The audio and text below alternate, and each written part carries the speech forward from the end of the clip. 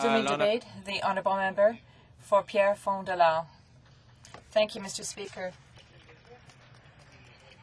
First of all, I would like to wish all of the people in Île Bizarre Pierrefonds a very happy national holiday. I would like to have been with them this evening to celebrate Saint Jean-Baptiste Day at Île Bizarre, but it won't be the situation this year. Mr. Speaker, many of my colleagues have expressed their sadness at not being able to be in their ridings today, and the members opposite said that it was their choice. Unfortunately, this accusation, this argument, is a distortment of reality. Since the beginning of this debate, we've heard many unfair allegations made by the Conservatives. For example,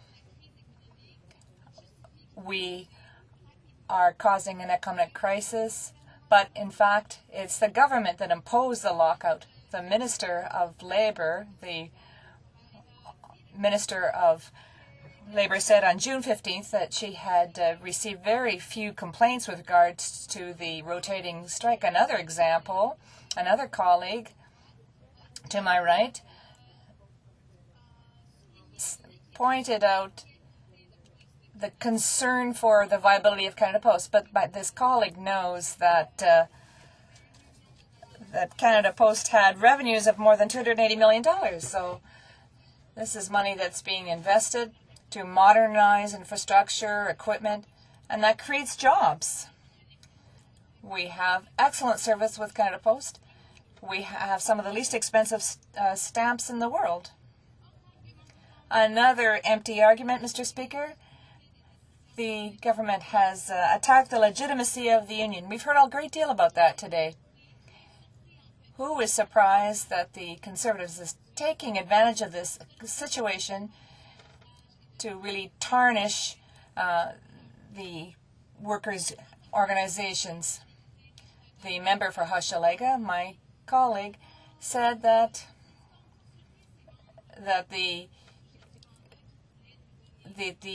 members said that they were in support of the negotiating or bargaining process. It seems to me that my colleagues opposite, who says that this 40% support means that they have a clear and strong mandate.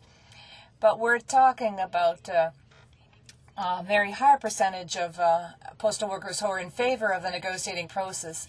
Conservatives are hiding behind the allegations made by worried citizens, all very touching. But what about those citizens who are really supportive of postal workers? You'd be surprised to find out, Mr. Speaker, but there are people, in fact, who are very supportive of these workers. There are people who are bringing food and coffee to the employees who are striking, and there are worried workers who are waiting to see the outcome of this conflict, to see how the government is going to respond the next time they have to negotiate or bargain. Nevertheless, I am sensitive to the fact that many people are suffering from the lack of postal services. But understand me clearly, Mr. Speaker. We are fighting today for workers, the workers of Canada Post, and all those who are afraid when it comes to their future working conditions. We also do understand the concerns of private citizens, the people waiting for checks, business owners. We understand the problems. That leads me to talk about another false debate that we often hear on the Conservative side. They accuse us, they are saying that we are prolonging the conflict and that we're not working in the interest of citizens. That's a false argument, Mr. Speaker. Let's be clear. The NDP is hoping that postal services will be reinstated just as much as the Conservatives do. Nobody wants a work stoppage of postal service. Nobody wants this. What we are denouncing today is what's so intolerable for us. It's the way that the Conservatives have created this whole dispute or conflict. We are against this back to work legislation, not against the reinstatement of postal service, but against the working conditions that are being imposed on the workers. We are against the way that the government rejects the employer's right to negotiate or bargain.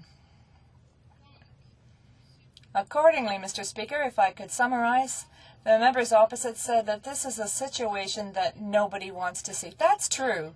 We agree with that. So let's stop all this false debate and let's continue with the bargaining process now. Questions and comments. The Honourable Parliamentary Secretary to the Prime Minister. Thank you very much, Mr. Speaker, and thank you to the member for her speech. You know, there's quite a bit of inconsistency in the NDP's argument. On one side, they say the government should play no role and that we should allow the two sides to bargain. On the other side, they accuse the government of somehow being involved in the lockout. So on one side, we're not supposed to be involved, and then they say we are involved, and then they're all over the road on it, Mr. Speaker. But one thing seems very, very clear to me. If we're going to call this a lockout, my honourable colleague from Tobique-Mactaquac said some time ago that, in fact, the workers themselves are locked out by their union. They're locked out from having the opportunity to have their say on the most recent contract offer that was made by Canada Post. And I don't understand why. I've got letters from postal workers that are, I've got, yes, the farmers, Wayne. Yes, absolutely, the farmers. I hear the member from, from LPEC shouting, Mr. Speaker. But what I want to ask this member very succinctly is, I have a number of letters from postal workers that are experiencing hardship in my riding that want the opportunity to vote on Canada Post's most recent contract offer. Would this member join me in calling on CUPW to allow its members to vote on Canada Post's offer? It makes this bill redundant. The Honourable Member for Pierrefonds-Dollard. Thank you, Mr. Speaker. I would also like to thank my colleague who has given us further evidence that the arguments put forward by the Conservative government is false.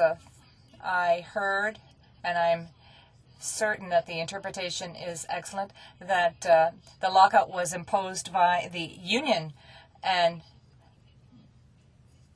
this is completely false, distorted, unfortunately.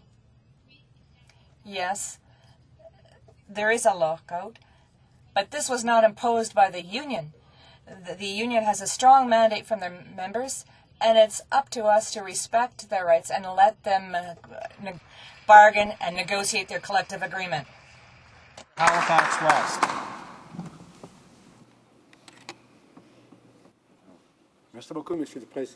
Thank you, Mr. Speaker. I appreciated the colleague given by my honourable colleague. A few minutes ago, I asked her colleague from Thunder Bay Rainy River a question.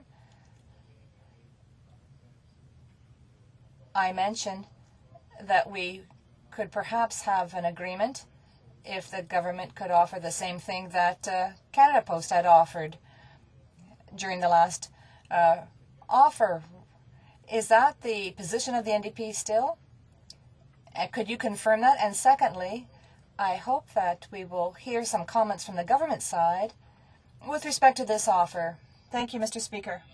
The Honourable Member for Pierrefonds-Dollard. Thank you, Mr. Speaker. I'd like to thank my colleague for having pointed out that with this bill